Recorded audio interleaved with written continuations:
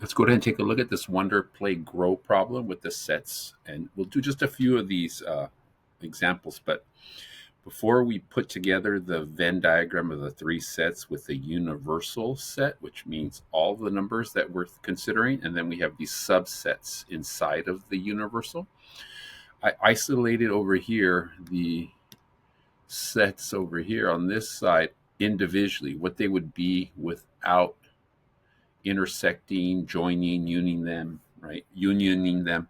That's what they would look like. Now, what we want to do is we want to then fill in the boxes. I'm sorry, fill in the circles, the Venn diagrams. Fill them in with the correct values. Now, each region represents something, right? There's a context to each region. The circle A is set A, which would be 1, 2, 3, 4, or 5. We just need to decide where do we put them. Set C would be 3, 5, 7. Where would I put those? Set B is 2, 4, 6, 8. Where would I put them? And so when we look at that, we see there's overlap. These overlaps would be considered the intersection. So I'm going to start the way we build these is inside out because I want to first identify this location here in the center, the intersection of A, B, and C. What would that look like? So what I'm looking for is what do A, B, and C have in common? So when I look carefully, A is 1, 2, 3, 4, 5. In common with B is 2 and 4. So those are in common. Then I have to see, is there anything in common with C that A, B, and C do have anything in common? These are 1, 2, 3, 4, 5. B is 2, 4, 6, 8. And then C is 3, 5, 7. These are odd numbers. These are even. These are 1, 2, 3, 4, 5. So it looks like altogether there would be nothing in this center here. This center part would be empty because it has nothing in common in terms of A, B, and C have nothing in common. Okay, so that would be an empty one. Okay. Now, when I look at A and B, they have what in common? They have 2 and 4 in common. So in this case, when I look at A and B over here, I would put a 2 here and a 4 here because that little space means that A and B, 2 and 4 are part of A and B, but it's not part of C because C is the green one. Then I can do this spot here would be what's in common for B and C. So if I was going to write that out um, in notation, I would say A intersection B is equal to the set 2, 4. So we have that. What is this little region here? And then if I said, what's the intersection of A, B, and C, we would say that's the null set. There is nothing for that. It's empty, and you can see it's empty. Now, if I want to find the B intersection C, that's an intersection, sorry, not a C. A, B, and C, what do they have in common? 2, 4, 6, 8. Here, even, odd, this is empty also. So there is nothing in this spot either. Nothing to put there because they have nothing in common. Let's continue. Is there anyone we're missing? How about this one over here? How about A intersection C? Do they have anything common? 1, 2, 3, 4, 5. C is 3, 5, 7. They have 3 and 5 in common. So that's where you put 3 and a 5. So now I know 3 and 5 belong to that set. The set 3 and 5. Let's continue a little bit more. Let's finish the rest of them. A here. A is what's left over at 1, 2, 3, 4, 5. So 1 has to exist. So 1 is in this region of the set. It's in this area here. So you can see A is 1, 2, 3, 4, and 5, but that's how it's distributed. C is 3 and 5. I have 7 left, so 7 is going to be here.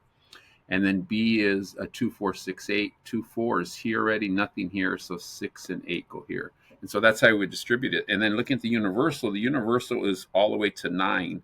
So the 9 is outside of the sets. It's not part of that. So that's how we would come up with this diagram. Now from there, we can go ahead and answer some of these questions. Again, I don't want to do them all, but we can then take a look at some of these things to look at. Let's do it in red. If I wanted to find the A intersection C, and then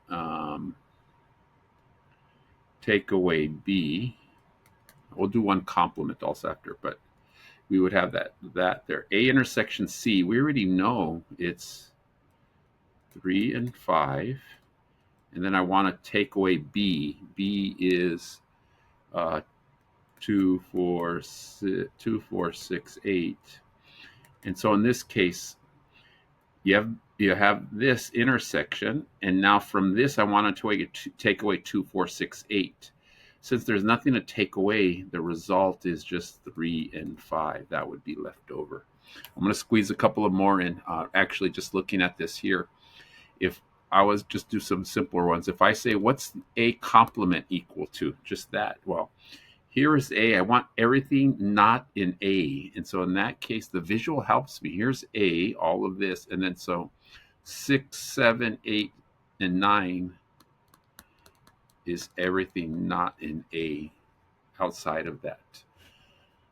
Let's try a couple more. I want to do Meridia 6 minutes. Just one more minute here. Let's see, because it gets too long. Let's go ahead and so I was just picking. How about this one here? A minus C. So let's do A minus C.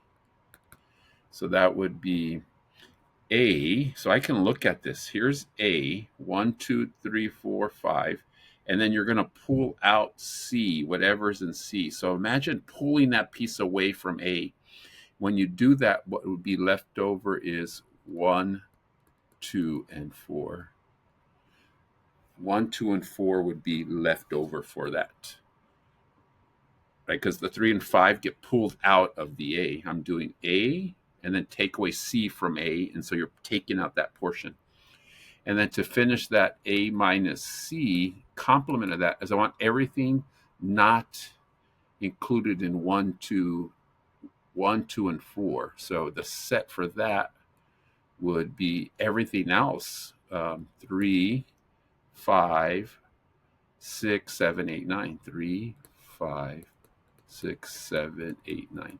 I know this can get a little abstract and a little challenging, but the visuals, hopefully you can see. Remember, we're just learning about operations on these sets and learning kind of how children will learn addition, subtraction, multiplication, how difficult that is for them. So we're looking at just challenging you in this way too with the new operations and having to think hard. And it's okay if you don't get everything. Start to grow from it and start to learn some of these things, and then you'll grow and develop and start to say, oh, I got it. So hopefully that helped a little bit.